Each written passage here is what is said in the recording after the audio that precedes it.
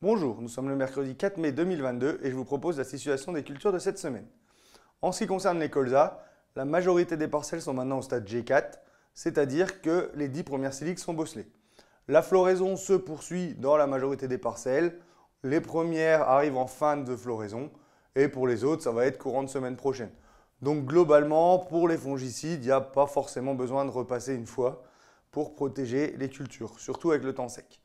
En ce qui concerne les ravageurs, les charançons des siliques sont toujours observés dans quelques parcelles, plutôt autour. Donc, avant de décider d'une intervention ou non, allez voir sur votre parcelle. Au niveau des blés, la majorité des parcelles sont au stade dernière feuille pointante. En ce qui concerne les maladies, les deux prioritaires qu'on trouve à l'heure actuelle, c'est la rouille jaune et l'oïdium. La rouille jaune, on va le trouver sur les variétés sensibles, comme Sacramento, Bergamo ou autres. Généralement, elle est bien gérée par les T1. En ce qui concerne l'oïdium, on va le retrouver plutôt sur des parcelles en souffrance à cause du sec. Et donc là, vu que c'est une maladie de faiblesse, on peut la retrouver. Donc ça, il faudra la gérer avec un produit spécifique. En ce qui concerne la septoriose, pour le moment, le risque est faible, puisque avec les conditions sèches, la maladie ne se développe pas. Donc, en ce qui concerne les interventions pour la septoriose, si vous n'avez ni de rouille jaune ni d'oïdium, vous pouvez attendre largement le stade dernière feuille étalée, voire gonflement. En ce qui concerne les apports d'azote, on arrive bientôt au stade pour réaliser les derniers apports.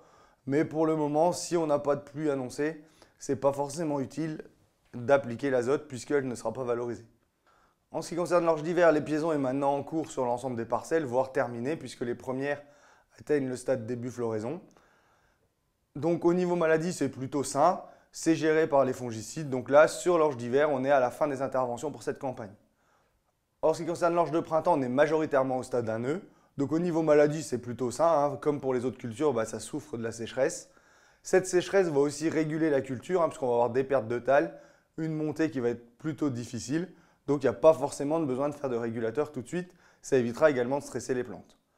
Par contre, vous pouvez faire les rattrapages en désherbage contre notamment les chardons. En ce qui concerne les pois d'hiver, ils sont maintenant en pleine floraison. Pour le moment, on n'observe pas de pucerons. Et au niveau maladie, c'est pareil, c'est très sain. Donc vous pouvez attendre encore un peu et faire qu'un fongicide cette année, surtout si la pluie ne revient pas tout de suite. Je vous souhaite une bonne semaine, à la semaine prochaine.